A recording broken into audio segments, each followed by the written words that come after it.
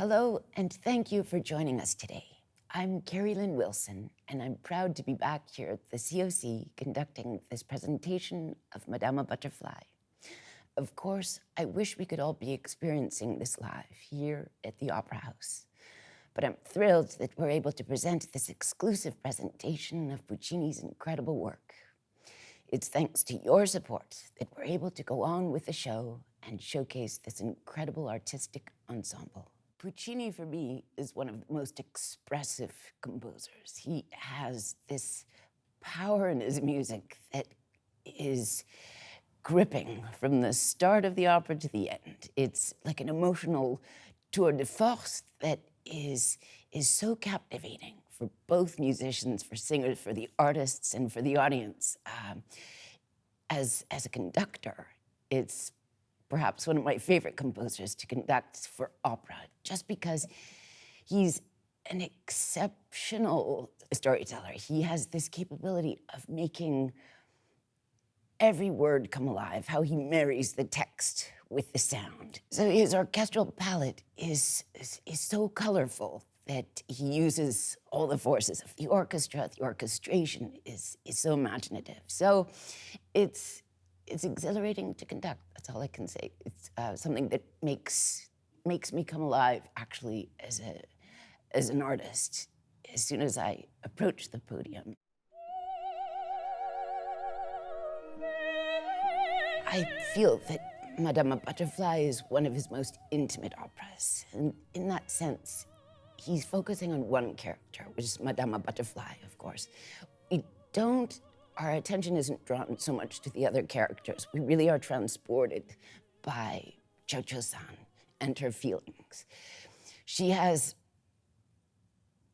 an emotional range, which at the start of the opera is full of joy and sheer ecstasy and this feeling she's never had before of her sort of naive love. But then how she's transported throughout the opera and how we experience a journey with her, which I feel is something much more intimate if we compare it to something like Tosca. We have this big dramatic character of Tosca, and we feel all these characters in Scarpia.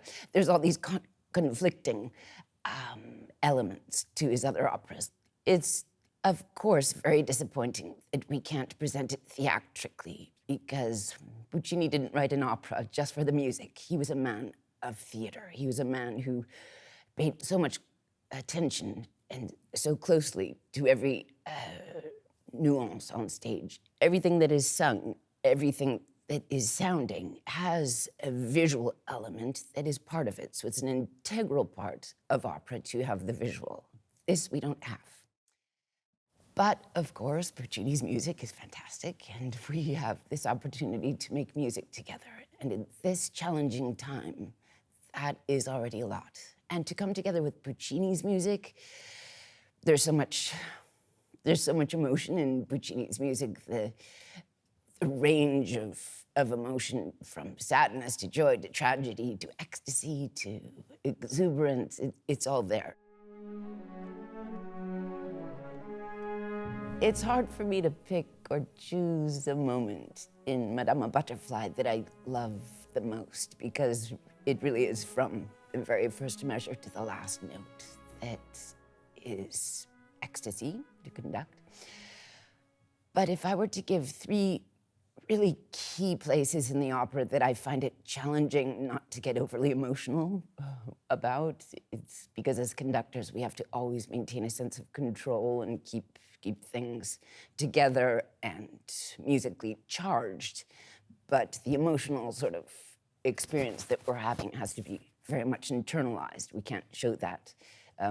We're desperately holding back our tears for Madama Butterfly. We can't be an audience member. We have to be a driving force. So in my experience, in rehearsals or in performance, there are a few places where I really feel it's hard to hold back the emotional impression. And those are, in the first act, basically this arc of Butterfly's journey, her very first entrance. I don't want to sing for you, but and then it keeps going up, another note, another measure. another measure by measure, this repetition of this sort of coming up to the heaven, this heavenly experience of love and meeting her future husband. It's ecstatic. And in the second act, there's a moment which is pure tension without music. And that's when there's a pause, just as Sharpless is reading the letter to Butterfly saying, "What would you do if Pinkerton didn't come back?" And at the end of that statement, which is silent, there's a huge colpo di timpani. And that moment is the moment that changes everything.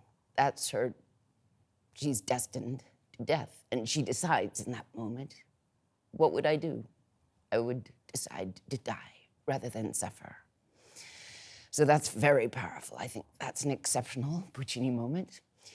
And lastly, the place that's the most difficult to hold back the tears is her final aria, where she's giving up her child and her life, basically. So it's absolutely gorgeous music, and how Puccini, so magically and masterfully captures this desperation and sense of resolve. It's just magic.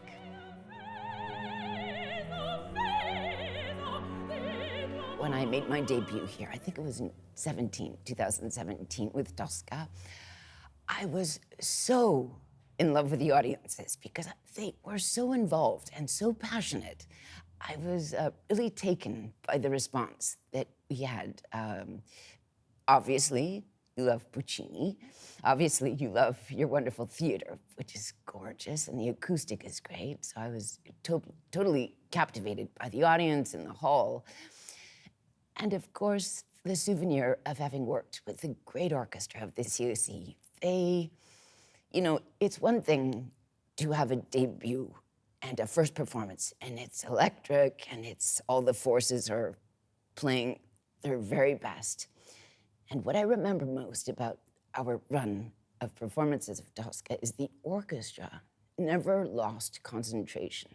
They never let any emotional excitement go into a lull, which often happens second, third performances. We had probably, I think, 9 performances. Some were back to back, and it just got better and better. And that was a relationship. Following the last performance of Tosca, I think the transition period of 4 years will feel like one day, because we established a relationship which was, in my opinion, very special. Because they're an orchestra of great integrity and play with passion.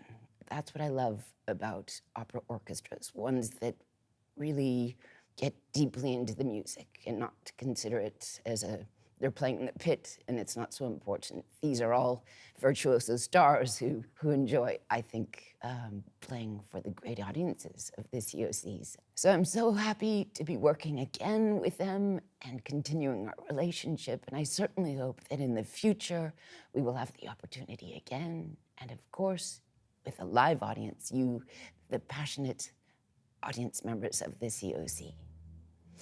And now, please enjoy this exclusive presentation of Madama Butterfly.